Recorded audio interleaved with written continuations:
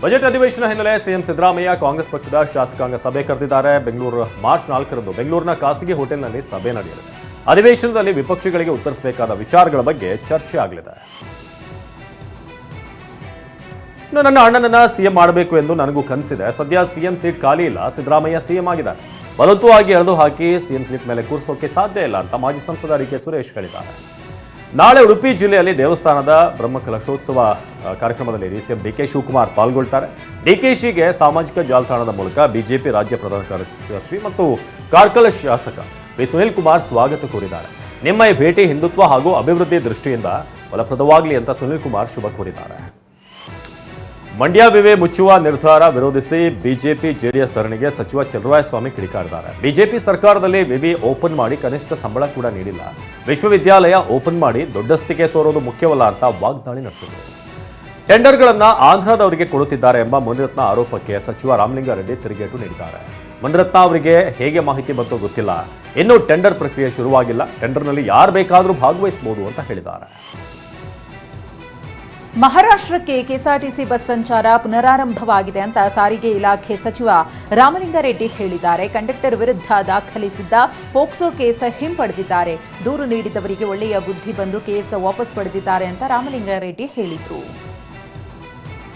ಕೇವಲ ಗುಜರಾತ್ಗೆ ಮಾತ್ರ ದೇಶ ಸೀಮಿತವಾಗಿಲ್ಲ ಅಂತ ಕೇಂದ್ರದ ವಿರುದ್ಧ ಮಾಜಿ ಸಂಸದ ಡಿ.ಕೆ. ಸುರೇಶ್ ಅವರು ಕಿಡಿಕಾರಿದ್ದಾರೆ. ಪ್ರತಿ ರಾಜ್ಯಕ್ಕೂ ನ್ಯಾಯ ಕೊಡಬೇಕು, ದಕ್ಷಿಣ ಭಾರತದ ಕಡೆಗಣನೆ ಬೇಡ ಅಂತ ವಾರ್ನ್ ಮಾಡಿದ್ದಾರೆ. ಇಶಾ ಫೌಂಡೇಶನ್ ಕಾರ್ಯಕ್ರಮದಲ್ಲಿ ಡಿಕೆ ಭಾಗಿ ವಿಚಾರಕ್ಕೆ ಕೆಎನ್ ರಾಜಣ್ಣ ಪರೋಕ್ಷವಾಗಿ ಟೀಕಿಸಿದ್ದಾರೆ. ರಾಹುಲ್ ಗಾಂಧಿ ಯಾರು ಅಂತ ನನಗೆ ಗೊತ್ತಿಲ್ಲ ಅಂತ ಸದ್ಗುರು ಹೇಳಿದ್ರು. ಅಂಥವರ ಜೊತೆ ಇವರೆಲ್ಲ ವೇದಿಕೆ ಅಲಂಕರಿಸ್ತಾರೆ ಅನ್ನೋದು ಎಷ್ಟರ ಮಟ್ಟಿಗೆ ಔಚಿತ್ಯ, ಅವರೇ ಉತ್ತರ ಕೊಡಬೇಕು ಎಂದಿದ್ದಾರೆ. ಡಿಸಿಎಂ ಡಿಕೆ ಶಿವಕುಮಾರ್ ಹಿಂದುತ್ವ ವಿಚಾರ ಹೊಸತೇನಲ್ಲ, ಮೊದಲಿನಿಂದಲೂ ಡಿಕೆ ಶಿವಕುಮಾರ್ ಅದೇ ಹೇಳ್ತಿದ್ದಾರೆಂದು ಸಚಿವ ಸತೀಶ್ ಜಾರಕಿಹೊಳಿ ಹೇಳಿದ್ದಾರೆ. ಮೊದಲಿನಿಂದಲೂ ಹಿಂದುತ್ವದ ಬಗ್ಗೆ ಮಾತನಾಡ್ತಿದ್ದಾರೆ ಎಂದಿದ್ದಾರೆ ಸತೀಶ್. ಡಿಕೆ ಶಿವಕುಮಾರ್ ಬಿಜೆಪಿ ಸೇರ್ತಾರೆ ಎಂಬುದು ಊಹಾಪೋಹ ಅಂತ ಸಚಿವ ಎಂಬಿ ಪಾಟೀಲ್ ಹೇಳಿದ್ದಾರೆ. ಈ ಬಗ್ಗೆ ಮಾತನಾಡಿದ ಅವರು, ಡಿಕೆ ಶಿವಕುಮಾರ್ ಕಟ್ಟ ಕಾಂಗ್ರೆಸ್ಸಿಗರು ಅಮಿತ್ ಶಾ ಭಾಗಿಯಾದ ಕಾರ್ಯಕ್ರಮಕ್ಕೆ ಡಿಕೆ ಹೋದ್ರೆ ತಪ್ಪೇನು, ಎಷ್ಟೋ ಕಾರ್ಯಕ್ರಮಗಳಲ್ಲಿ ಎಲ್ಲಾ ಪಕ್ಷದವರು ಭಾಗಿಯಾಗ್ತೇವೆ ಅಂತಂದ್ರು. ಹಾಸನದಲ್ಲಿ ಉಸ್ತುವಾರಿ ಸಚಿವ ಕೆಎನ್ ರಾಜಣ್ಣ ನೇತೃತ್ವದಲ್ಲಿ ಕೆಡಿಪಿ ಸಭೆ ನಡೆಯಿತು. ಈ ವೇಳೆ ಆರೋಗ್ಯ ಇಲಾಖೆ ಅಧಿಕಾರಿಗಳಿಗೆ ತರಾಟೆ ತೆಗೆದುಕೊಂಡರು. ಜನರಿಗೆ ಸರ್ಕಾರಿ ಆಸ್ಪತ್ರೆಗಳ ಬಗ್ಗೆ ವಿಶ್ವಾಸ ಹಾಳಾಗಬಾರದು, ಇದು ಜನರಿಗೆ ಸದ್ಬಳಕೆ ಆಗಬೇಕು ಅಂತ ಗರಂ ಮಾಡಿದ್ರು. ಮಾರ್ಚ್ 22ರಂದು ಅಖಂಡ ಕರ್ನಾಟಕ ಬಂದ್ಗೆ ಕರೆ ವಿಚಾರಕ್ಕೆ ಸಂಬಂಧಪಟ್ಟ ಹಾಗೆ ಸಚಿವ ಕೆಎನ್ ರಾಜಣ್ಣ ಮಾತನಾಡಿದ್ದಾರೆ. ಯಾವುದೇ ಭಾಷೆಯ ಮೇಲೆ ದ್ವೇಷ ಮಾಡೋದು ಸರಿಯಲ್ಲ, ಆದರೆ ಕೆಲವು ಕಿಡಿಗೇಡಿಗಳಿಂದ ಭಾಷಾ ದ್ವೇಷ ನಡೀತಾ ಇದೆ. ಕನ್ನಡಿಗರು ಮರಾಠಿ ಭಾಷಿಕರನ್ನ ದ್ವೇಷಿಸೋದು, ಮರಾಠಿಗರು ಕನ್ನಡಿಗರ ದ್ವೇಷಿಸುವ ಪ್ರಕ್ರಿಯೆ ನಡೆದಿದೆ. ಕಿಡಿಗೇಡಿಗಳ ಅವಾಂತರದಿಂದ ಜನಸಾಮಾನ್ಯರಿಗೆ ತೊಂದರೆ ಆಗ್ತಿದೆ ಅಂತ ಹೇಳಿದರು. ಎಂಇಎಸ್ ಗೂಂಡಾಗಿರಿ ಖಂಡಿಸಿ ಕರ್ನಾಟಕ ಬಂದ್ಗೆ ಕರೆ ಕೊಟ್ಟ ಬಗ್ಗೆ ಸಚಿವ ಜಾರಕಿಹೊಳಿ ಮಾತನಾಡಿದ್ದಾರೆ. ಸಿಎಂ ಮಾತುಕತೆ ಮಾಡ್ತಿದ್ದಾರೆ, ಎಲ್ಲವೂ ಸರಿ ಹೋಗುತ್ತೆ, ಪ್ರತಿಭಟನೆ ಮಾಡುವ ಅವಶ್ಯಕತೆ ಇಲ್ಲ, ಸದ್ಯ ಶಾಂತವಾಗಿದೆ, ಮತ್ತೆ ಕದಡಿಸೋದು ಬೇಡ, ಬಂದ್ ಮಾಡಿದರೆ ಬೆಳಗಾವಿ ಸ್ಥಿತಿಗೆ ತೊಂದರೆ ಅಂದರು. ಯತ್ನಾಳ್ ಟೀಮ್ಗೆ ಟಕ್ಕರ್ ಕೊಡೋದಕ್ಕೆ ಮಾರ್ಚ್ 4ರಂದು ವೀರಶೈವ ಲಿಂಗಾಯತ ಮುಖಂಡರು ಮೀಟಿಂಗ್ ಮಾಡೋಕೆ ನಿರ್ಧಾರ ಮಾಡಿದ್ದಾರೆ. ಆದರೆ ಸಭೆ ನಡೆಸಬೇಡಿ ಅಂತ ಬಿಜೆಪಿ ರಾಜ್ಯಾಧ್ಯಕ್ಷ ವಿಜೇಂದ್ರ ಟ್ವೀಟ್ ಮಾಡಿದ್ದಾರೆ. ಸಮಾಜದ ಹೆಸರಿನಲ್ಲಿ ಸಭೆಗಳನ್ನು ನಡೆಸುವ ಪ್ರಯತ್ನ ಕೂಡಲೇ ನಿಲ್ಲಿಸಿ ಅಂತ ಹೇಳಿದ್ದಾರೆ. ವಾಣಿಜ್ಯ ನಗರಿ ಹುಬ್ಬಳ್ಳಿಯಲ್ಲಿ ಬಡ್ಡಿ ದಂಧೆ ಹಾವಳಿ ಮುಂದುವರೆದಿದೆ. ಮಹೇಶ್ ನರೇಂದ್ರ ಮಠ ಎಂಬುವರು 2.5 ಲಕ್ಷ ಸಾಲಕ್ಕೆ ಪ್ರತಿಯಾಗಿ 5 ಲಕ್ಷ ಕಟ್ಟಿದ್ರು. ಬಡ್ಡಿ ಕಟ್ಟುವಂತೆ ದಂಧೆಕೋರ ಸಾವಂತ ಕಿರುಕುಳ ನೀಡುತ್ತಿದ್ದಾರೆ. ಕಾರು ತೆಗೆದುಕೊಂಡು ಹೋಗಿ 1 ವರ್ಷವಾದರೂ ಕಿರುಕುಳ ಮುಂದುವರೆಸಿದ್ದಾನೆ ಎನ್ನಲಾಗಿದೆ. ಯಾದಗಿರಿ ಶಹಾಪುರ ತಾಲೂಕಿನ ಖಾನಾಪುರ ಗ್ರಾಮದ ಅಮರೇಶ್ ಎಂಬ ರೈತ ಬೆಳೆದ ಟೊಮೆಟೊ ವಿಚಿತ್ರ ರೋಗಕ್ಕೆ ತುತ್ತಾಗಿದೆ. ಬೂದು ರೋಗಕ್ಕೆ ತುತ್ತಾಗಿ ಕಾಯಿ ಇದ್ದಾಗಲೇ ಹಳದಿ ಬಣ್ಣಕ್ಕೆ ತಿರುಗ್ತಾ ಇದೆ. ಜೊತೆಗೆ ಬೆಲೆ ಕುಸಿತದಿಂದಾಗಿ ರೈತ ಕಂಗಾಲಾಗಿದ್ದಾರೆ. ಚಿಕ್ಕಬಳ್ಳಾಪುರ ವರದಹಳ್ಳಿ ಗ್ರಾಮದ ಕೋಳಿಗಳಲ್ಲಿ ಹಕ್ಕಿ ಜ್ವರ ಪತ್ತೆ ಹಿನ್ನೆಲೆ ಹಕ್ಕಿ ಜ್ವರ ಮನುಷ್ಯರಿಗೂ ಏನಾದರೂ ತಗುಲಿದೆಯಾ ಅನ್ನೋ ಕುರಿತು ಆರೋಗ್ಯ ಮತ್ತು ಕುಟುಂಬ ಕಲ್ಯಾಣ ಇಲಾಖೆ ಸಿಬ್ಬಂದಿ ಸರ್ವೆ ಮಾಡುತ್ತಿದ್ದಾರೆ. ಗ್ರಾಮದ ಮನೆ ಮನೆಗೆ ತೆರಳಿ ಸರ್ವೆ ನಡೆಸಿದ್ದಾರೆ. ಮಹಾರಾಷ್ಟ್ರದಲ್ಲಿ ಕರ್ನಾಟಕ ಬಸ್ ಚಾಲಕರಿಗೆ ಮಸಿ ಬಳಿತ ಹಿನ್ನೆಲೆ ಮಹಾರಾಷ್ಟ್ರ ಬಸ್ ಚಾಲಕನಿಗೆ ಕನ್ನಡಪರ ಸಂಘಟನೆ ಕಾರ್ಯಕರ್ತರು ಹಾರ ಹಾಕಿ ಸನ್ಮಾನ ಮಾಡಿದ್ದಾರೆ. ಬಸ್ ಚಾಲಕ ಮತ್ತು ನಿರ್ವಾಹಕರನ್ನ ಮಾನವೀಯತೆಯ ದೃಷ್ಟಿಯಿಂದ ಕಾಣುವಂತೆ ಕರೆ ಕೊಟ್ಟಿದ್ದಾರೆ. ಕರ್ನಾಟಕವನ್ನ ಪದೇ ಪದೇ ಕೆಣಕುವಂತಹ ಕೆಲಸ ಮಾಡಬೇಡಿ ಅಂತ ಎಚ್ಚರಿಸಿದ್ದಾರೆ. ಬಿಜೆಪಿ ರಾಜ್ಯಾಧ್ಯಕ್ಷ ವಿಜೇಂದ್ರಗೆ ಸೇರಿದ ಕಾರು ಅಪಘಾತಕ್ಕೀಡಾಗಿದ್ದು, ಕಾರು ಚಾಲಕ ದೀಪಕ್ ಚಿಕ್ಕಮಗಳೂರು ಗ್ರಾಮಾಂತರ ಠಾಣೆಗೆ ದೂರು ಸಲ್ಲಿಸಿದ್ದಾರೆ. ಈ ಸಂಬಂಧ K01 AF 7017 ಸಂಖ್ಯೆ ಲಾರಿ ಚಾಲಕನ ಮೇಲೆ ಎಫ್ಐಆರ್ ದಾಖಲಾಗಿದೆ. ಎಟಿಎಂ ಕಟ್ ಮಾಡಿ 30 ಲಕ್ಷ ಹಣ ದೋಚಿ ಖದೀಮರು ಎಸ್ಕೇಪ್ ಆಗಿದ್ದಾರೆ. ಬೆಂಗಳೂರು ಗ್ರಾಮಾಂತರ ಜಿಲ್ಲೆ ಹೊಸಕೋಟೆ ತಾಲೂಕಿನ ಸೂಲಿಬೆಲೆ ಗ್ರಾಮದಲ್ಲಿ ತಡರಾತ್ರಿ ಘಟನೆ ಆಗಿದೆ. ಸೂಲಿಬೆಲೆಯ ಸ್ಟೇಟ್ ಬ್ಯಾಂಕ್ ಆಫ್ ಇಂಡಿಯಾಗೆ ಸೇರಿದಂತ ಎಟಿಎಂಗೆ ನುಗ್ಗಿ 5 ಕಳ್ಳತನ ಮಾಡಿದ್ದಾರೆ. ಬೆಡ್ಶೀಟ್ ಮುಚ್ಚಿಕೊಂಡು ಬಂದಿದ್ದ ಕಳ್ಳರ ಕೃತ್ಯ ಸಿಸಿಟಿವಿಯಲ್ಲಿ ಸೆರೆಯಾಗಿದ್ದಾರೆ.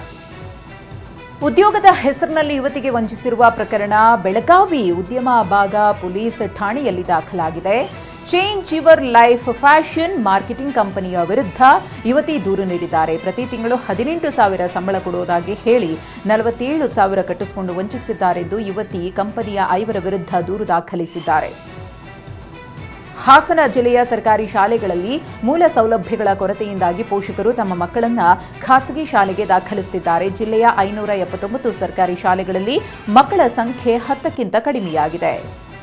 ಹಕ್ಕಿ ಜ್ವರ ದೃಢ ಹಿನ್ನೆಲೆಯಲ್ಲಿ ಬಳ್ಳಾರಿ ಸಂಡೂರು ತಾಲೂಕಿನ ಕುರೆಕೊಪ್ಪ ಗ್ರಾಮದಲ್ಲಿ 1020 ಕೋಳಿಗಳನ್ನು ಸಾಯಿಸಲಾಗಿದೆ. ಆರಂಭದಲ್ಲಿ 10 ಕೋಳಿಗಳ ಸಾವಾಗಿತ್ತು. ಬಳಿಕ ಸಾವನ್ನಪ್ಪಿದ್ದ 2400 ಕೋಳಿಗಳಲ್ಲೂ ಹಕ್ಕಿ ಜ್ವರ ಇರುವುದು ದೃಢವಾಗಿರುವುದನ್ನು ಕಂಡು ಅಧಿಕಾರಿಗಳು ಆತಂಕಗೊಂಡಿದ್ದರು. ಕಲ್ಲಂಗಡಿಗೆ ಕಲರ್ ರುಚಿಗಾಗಿ ಕಲರ್ ಏಜೆಂಟ್ ಇಂಜೆಕ್ಟ್ ವಿಚಾರಕ್ಕೆ ಬಾಗಲಕೋಟೆಯಲ್ಲಿ TV9 ರಿಯಾಲಿಟಿ ಚೆಕ್ ಮಾಡಿದೆ. ಈ ವೇಳೆ TV9ಗೆ ಪ್ರತಿಕ್ರಿಯಿಸಿದಂಥ ರೈತ ಮಾರಾಟಗಾರ, ನಾವು ಎಂದೂ ಕೂಡ ಇಂಜೆಕ್ಷನ್ನ ಬಳಸಲ್ಲ, ಅದು ನಮಗೂ ಗೊತ್ತೂ ಇಲ್ಲ, ಜೊತೆಗೆ ತಮ್ಮ ಲಾಭಕ್ಕಾಗಿ ಈ ಥರ ಇಂಜೆಕ್ಷನ್ ಬಳಸೋದು ತಪ್ಪು ಅಂದರು. ಹುಬ್ಬಳ್ಳಿ ಧಾರವಾಡದಲ್ಲಿ ಮುಸುಕುಧಾರಿ ಕಳ್ಳರ ಹಾವಳಿ ಹೆಚ್ಚಾಗ್ತಾ ಇದೆ. ಮುಸುಕುಧಾರಿಗಳು ಬಸ್ ನಿಲ್ದಾಣದಲ್ಲಿದ್ದ ಲಕ್ಷಾಂತರ ರೂಪಾಯಿ ಮೌಲ್ಯದ ನೀರಿನ ವಾಲ್ಗಳನ್ನು ಕದ್ದು ಎಸ್ಕೇಪ್ ಆಗಿದ್ದಾರೆ. ಈ ದೃಶ್ಯ ಸಿಸಿಟಿವಿ ಕ್ಯಾಮೆರಾದಲ್ಲಿ ಸೆರೆಯಾಗಿದೆ. ಮೈಸೂರಿನ ಟಿ ನರಸೀಪುರ ತಾಲೂಕಿನ ಬನ್ನೂರಲ್ಲಿ ಶಾಲೆಗಳಿಗೆ ವಿತರಣೆ ಮಾಡುವ ಅಕ್ಕಿಗೆ ಕನ್ನ ಹಾಕಿದ ಆರೋಪ ಕೇಳಿಬಂದಿದೆ. ಎಪಿಎಂಸಿ ಗೋಡೌನ್ನಲ್ಲಿ ಬರೋಬ್ಬರಿ 400 ಕ್ವಿಂಟಾಲ್ ಅಕ್ಕಿ ಕಳ್ಳತನ ಮಾಡಲಾಗಿದೆ. ಸ್ಥಳಕ್ಕೆ ಬನ್ನೂರು ಪೊಲೀಸರು ಭೇಟಿ ನೀಡಿ ಪರಿಶೀಲಿಸಿದ್ದಾರೆ. ನೀರ ಇಳಿಸ್ತಾ ಇದ್ದ ರೈತನನ್ನ ಬಂಧಿಸಿದ್ದಕ್ಕೆ ರೈತ ಮುಖಂಡರು ಪ್ರತಿಭಟಿಸಿದ್ದಾರೆ. ತುಮಕೂರು ಜಿಲ್ಲೆ ಹುಳಿಯಾರಿನ ಕಂಪನಹಳ್ಳಿ ಬಳಿ ಅಬಕಾರಿ ಇಲಾಖೆ ಅಧಿಕಾರಿಗಳ ಕಾರು ತಡೆದು ಆಕ್ರೋಶ ಹೊರಹಾಕಿದ್ದಾರೆ. ಅನುಮತಿ ಇಲ್ಲದೆ ನೀರ ಇಳಿಸುತ್ತಿದ್ದಾರೆಂದು ಈರಣ್ಣನನ್ನ ಅಬಕಾರಿ ಅಧಿಕಾರಿಗಳು ಬಂಧಿಸಿದ್ರು. ಚಿತ್ರದುರ್ಗದ ಜೋಗಿಮಟ್ಟಿ ವನ್ಯಧಾಮಕ್ಕೆ ಬೆಂಕಿ ಇಟ್ಟ ಆರೋಪದ ಹಿನ್ನೆಲೆಯಲ್ಲಿ ಆರೋಪಿ ಸಂಗಪ್ಪ ಎಂಬಾತನನ್ನು ಅರಣ್ಯ ಇಲಾಖೆ ಅಧಿಕಾರಿಗಳು ಬಂಧಿಸಿದ್ದಾರೆ. ಜಂಪಯ್ಯನಹಟ್ಟಿ ಗ್ರಾಮದ ಸಂಗಪ್ಪ ಅರಣ್ಯಕ್ಕೆ ಬೆಂಕಿ ಇಟ್ಟಿದ್ದ ಎನ್ನಲಾಗಿದೆ.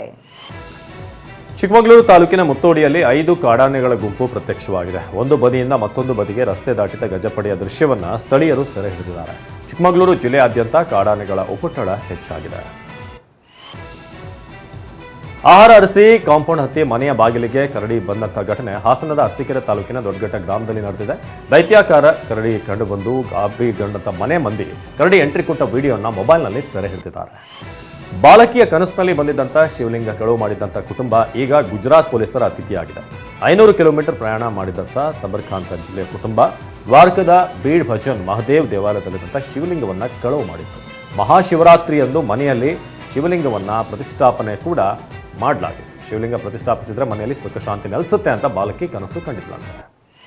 ಕೋರ್ಟ್ ಕಲಾಪದ ಧ್ವನಿ ಮುದ್ರಣ ಮಾಡುತ್ತಿದ್ದ ವ್ಯಕ್ತಿಗೆ ಬಾಂಬೆ ಹೈಕೋರ್ಟ್ 1 ಲಕ್ಷ ರೂಪಾಯಿ ದಂಡ ವಿಧಿಸಿದೆ. ಆಸ್ತಿ ವಿವಾದದ ವಿಚಾರಣೆ ನಡೆಸಿದಾಗ ನವಿ ಮುಂಬೈನ ಸಾಜಿದ್ ಅಬ್ದುಲ್ ಜಬ್ಬಾರ್ ಪಟೇಲ್ ಎಂಬಾತ ಆಡಿಯೋ ರೆಕಾರ್ಡ್ ಮಾಡಿಕೊಳ್ತಾ ಇದ್ದ. ಹೀಗಾಗಿ ಸಾಜಿದ್ಗೆ ಹೈಕೋರ್ಟ್ 1 ಲಕ್ಷ ದಂಡ ಹಾಕಿದೆ. ಉತ್ತರಾಖಂಡ್ನಲ್ಲಿ ದೀರ್ಘಕಾಲದ ಡಿಜಿಟಲ್ ಅರೆಸ್ಟ್ ಪ್ರಕರಣ ಬೆಳಕಿಗೆ ಬಂದಿದೆ. ಸಿಬಿಐ ಅಧಿಕಾರಿ ಎಂದು ಹೇಳಿಕೊಂಡು ನಿವೃತ್ತಿ ಹಂತದಲ್ಲಿದ್ದ ಪ್ರೊಫೆಸರ್ನಿಂದ 47 ಲಕ್ಷ ವಸೂಲಿ ಮಾಡಲಾಗಿದೆ. ಸುಮಾರು 18 ದಿನಗಳ ಕಾಲ ಅಕ್ರಮ ವರ್ಗಾವಣೆ ಕೇಸ್ನಲ್ಲಿ ನೀವು ಭಾಗಿಯಾಗಿದ್ದೀರೆಂದು ಬೆದರಿಸಿ ಮಾನಸಿಕವಾಗಿ ಹಿಂಸೆಯನ್ನು ನೀಡಲಾಗಿತ್ತು. ಈ ಸಂಬಂಧ ಅಮನ್ ಕುಶ್ವಾಲ್ ಎಂಬಾತನನ್ನು ಬಂಧಿಸಲಾಗಿದೆ. ಕೇರಳದಲ್ಲಿ 10ನೇ ತರಗತಿ ವಿದ್ಯಾರ್ಥಿಗಳ ನಡುವಿನ ಜಗಳ ಕೊಲೆಯಲ್ಲಿ ಅಂತ್ಯವಾಗಿದೆ. ಕೋಯಿಕೋಡ್ನ ಖಾಸಗಿ ಟ್ಯೂಷನ್ನಲ್ಲಿ ವಿದ್ಯಾರ್ಥಿಗಳ ನಡುವೆ ಗಲಾಟೆ ನಡೆದಿದೆ. ಈ ವೇಳೆ ಗಂಭೀರವಾಗಿ ಗಾಯಗೊಂಡಿದ್ದ ಶಹಬಾದ್ 5 ದಿನಗಳ ಕಾಲ ಜೀವನ್ಮರಣ ಹೋರಾಟ ಮಾಡಿ ಚಿಕಿತ್ಸೆ ಫಲಕಾರಿಯಾಗದೆ ಮೃತಪಟ್ಟಿದ್ದಾನೆ. ಈ ಸಂಬಂಧ 5ರನ್ನು ವಶಕ್ಕೆ ಪಡೆದು ಪೊಲೀಸರು ವಿಚಾರಣೆ ಮಾಡುತ್ತಿದ್ದಾರೆ. ಪುದುಚೇರಿ ಕ್ರಿಪ್ಟೋಕರೆನ್ಸಿ ಹಗರಣದಲ್ಲಿ ಭಾಗಿ ಆರೋಪ ಆಧಾರರಹಿತ ಅಂತ ಬಹುಭಾಷಾ ನಟಿ ತಮನ್ನಾ ಭಾಟಿಯಾ ಸ್ಪಷ್ಟಪಡಿಸಿದ್ದಾರೆ. ಹಗರಣಕ್ಕೂ ನನಗೂ ಯಾವುದೇ ಸಂಬಂಧ ಇಲ್ಲ, ಸುಳ್ಳು ಮಾಹಿತಿ ಹರಡುವವರ ವಿರುದ್ಧ ಕಾನೂನು ಕ್ರಮ ಕೈಗೊಳ್ಳುವ ಎಚ್ಚರಿಕೆ ನೀಡಿದ್ದಾರೆ.